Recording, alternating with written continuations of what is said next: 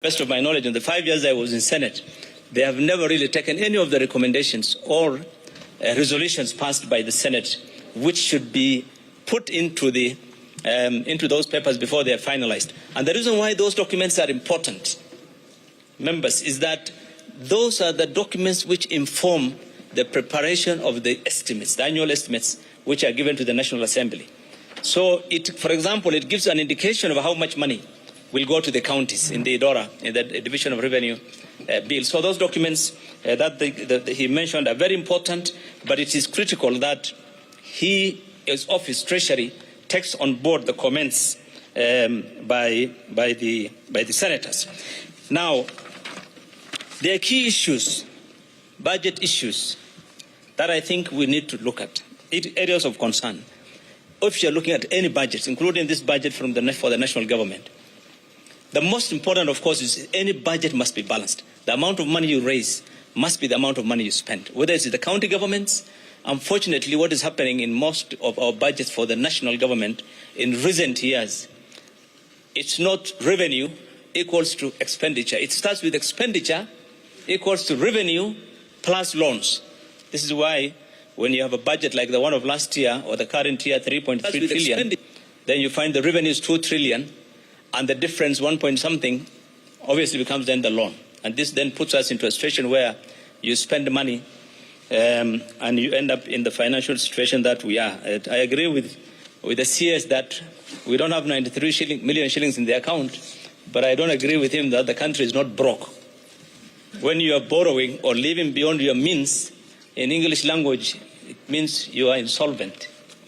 But as a nation, they collect money, and if they don't have it, they borrow. So that probably. So the second point, apart from being balanced, is transparency. One of the challenges we have had in this country about budgets for a long time is transparency. If you remember Goldenberg, that money was in the budget, but because of the way the budget transparency, opaqueness of the budget, it could not be detected. If you remember Anglo leasing in 2004, those 18 projects of security in which 55 billion shillings was lost was in the budget, but we could not see it because of the way it's. So the budget transparency is very important, and is a matter that I think we should always focus on, because items should be itemized and very clear, very open, so that, and that is what the principles of Public Finance Management Act provides. That openness and transparency is critical. The other one is the implementation. I think the control of budget does always submit to the members, both houses, their reports on how the budget is being implemented, and that is where you see all the irregularities or people who have not complied. And by the way, if you look at that, it will give you an indication, an early warning sign, if there is a pending bill accumulation going on. Because when people draw money, and instead of spending on the budget for which it has been drawn, they divert it to something else, then the consequences will be a pending bill, particularly rampant in the county governments. And it happens also, of course, in the national government.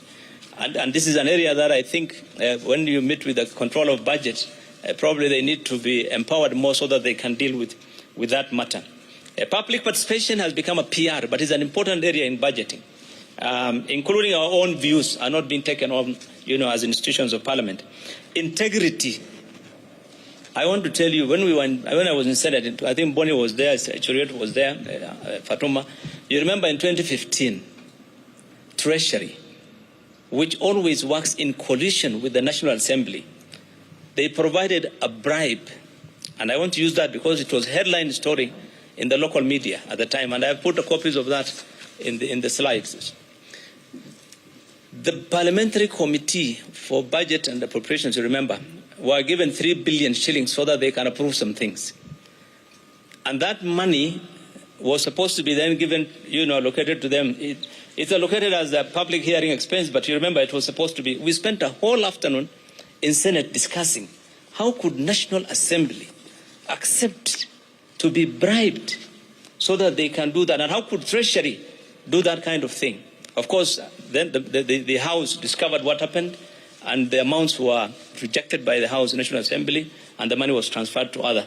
And you'll find some of it in the papers, in the clips of the newspapers that I have attached. But that shows you the degree to which sometimes Treasury or government, executive, will go to try and influence legislature in the same way that the county governors would try and influence the county assembly so that they can get some of the items included.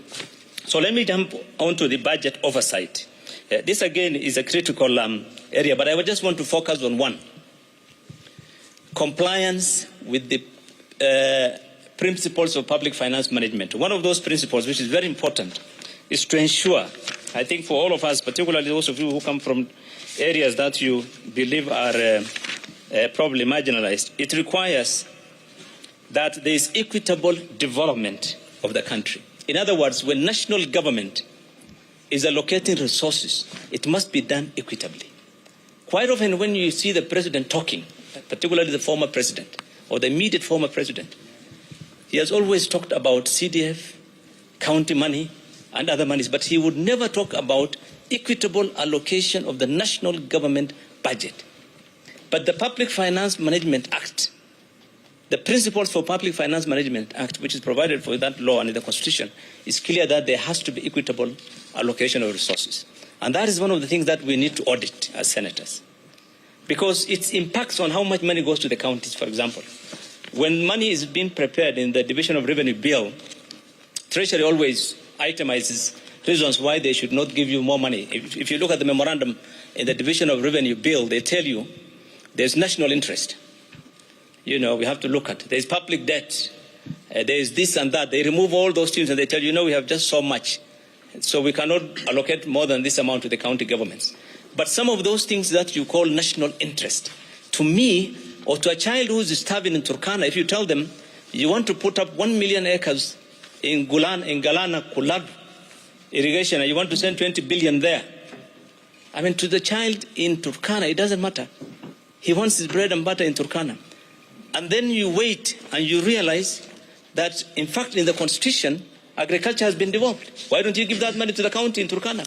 Why don't you give that money to the county in Isiolo? Let them do their own agriculture. Or you say, we want to buy laptops. You remember, we started off with 17 billion on the laptops project. And for me, I say, look, forget about laptops. I have no classrooms. Those are my priorities in my county. But Treasury tells you it's national interest.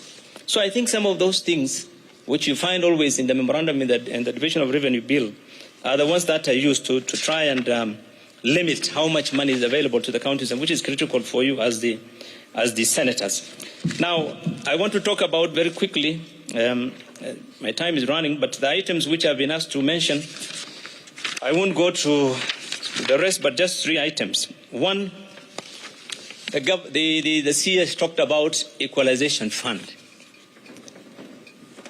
And I want to tell you this. When we were in Bomas, and I was chairing the technical working group on public finance, that chapters that, the public finance chapter, I created this item called equalization fund. When I came up with that, the idea was within 20 years, we'll be allocating sufficient resources so that those areas of the country that have been left behind would catch up. And after 20 years, we are done with that. But at the time when we were in Bomas, if you look at the Bomas draft, we had about 5%. We were talking about sufficient amount of resources. But later, of course, the amount was zeroed down to 0.5. And let me tell you, that money today, it's much ado about nothing, equalization fund. Because you're talking about 3 billion, 4 billion, over 15 counties, 20 counties, you're talking of 200 million, and the fuss around it has been so much. When Treasury wants to give it to National Assembly, and National Assembly enjoys that, that cordial relation. So I think, in my view, really, next time the Constitution comes around, you probably don't need equalization, because the amount does not serve the original purpose for which it was created.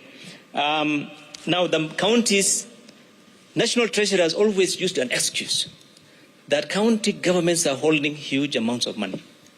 So that's why we are not disbursing. But let me tell you, the Constitution is very clear. The Constitution wants Treasury to disburse that money without delay. Without delay means as per the schedule that has been approved by the Senate.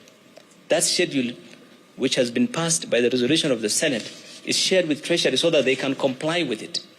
So it's not about how much money the Treasury the counties hold. And by the way, the counties can hold money for a variety of reasons. One of the simple ones is there's a procurement process. I have procured the services of a contractor to build a road. That road will take 2-3 months.